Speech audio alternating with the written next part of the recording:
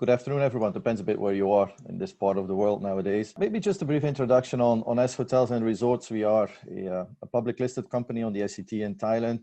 We predominantly a hotel investment and a hotel management company, and we have about 39 properties. And we have pretty much a global footprint from UK all the way to Fiji. So we have quite some rich coverage. I guess what we've heard before from Eric and Dr. Ton, it's very much us being into the private sector and investors. Obviously, sustainability is a key component for us. And we have made it part of our DNA in the company with Sing Estate and also as Hotels and Resorts. And we have created kind of an engaging approach towards sustainability that all our clients and our guests are fully aware of what we are doing. So we're very much engaged into following the UN or the SDG, the Sustainability Development Goals. So that's where we are focusing ourselves on to have a kind of benchmarking and guidelines, how we can apply on all the activities that we are doing. Now, we just heard earlier from Dr. Ton on what's happening in Maya Bay. And okay, of course, we heard about the shark story and you don't want to put your feet in there. Well, Maldives, we have a beautiful story. We have dolphins. So we have tons of them, pots of dolphins roaming around our properties that we didn't spot them before. So this is very much done by our marine conservatives that we are having at property itself. So they are very engaged in really monitoring a bit of all the activities. That's what's going on. So indeed, COVID, how serious and how severe it has been overall. But from a natural and a rehab point of view, we see some significant improvements on that one. Also kind of exclusive on turtles, what we've discovered in the Maldives. Now, we came up with a bit of a unique concept on how we can really share our sustainability efforts towards our guests. And we've developed and came up with the idea of a Marine Discovery Center. So this is kind of our corporate initiatives. We very much focused on the SDG 14, life below water, as of course, sustainability. There are so many components and you have to start off with something that is manageable and that is tangible and that you can measure at the end of the day of all your sustainability efforts that you are putting in place as a company. It's very much engaging what I mentioned before.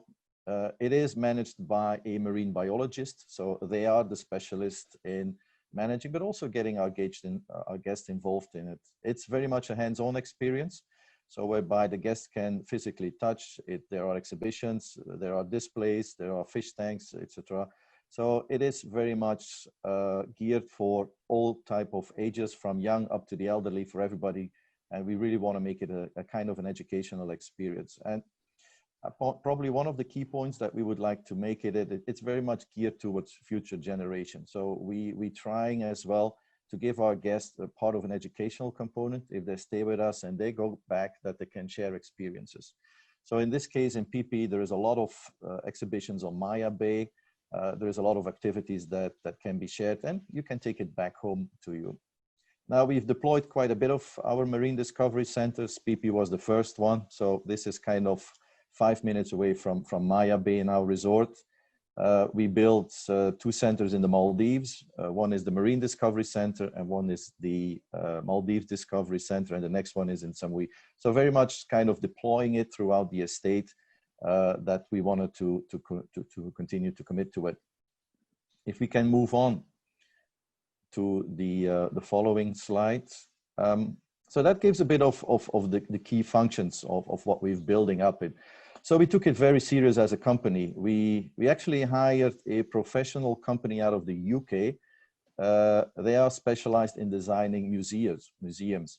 So we went to that level and we did quite a significant investment as well. And the one in the Maldives, we spent about $1 million on building it up.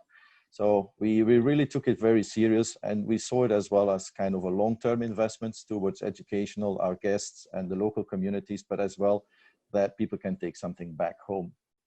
It works with QR codes. It has all, I mean, the fancy touches as what I would call it. It's even translated in, I think it's 12 languages. So you download the app while you're walking around into the Maldives Center and it gives you all the educational parts. So it's life below water, but also related to communities. And that's a bit what we're seeing for us. Maldives, in that case, everybody's talks only about what happens below the water, but there is little knowledge about the Maldivian people, the community, their history, and so on. So we took that opportunity as well to deploy and to develop more. So at least gives you a little bit more insight on the depth of the Maldivian history, and also supporting the local communities. So we highly engage them as well in all the activities that we are doing. If we can move on. So that's part of the activities is the lab. So here it's very much hands-on where you can experiencing coral propagation.